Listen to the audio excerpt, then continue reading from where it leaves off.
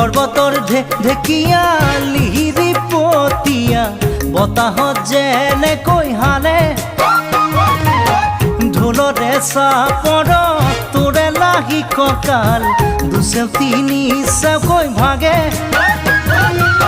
তোৰ দৰে নাচনি দেখি শ্ৰীকৃষ্ণই বাঁহী বজাইছিলে চাগে মোৰ মইনা ঐ বাঁহী বজাইছিলে চাগে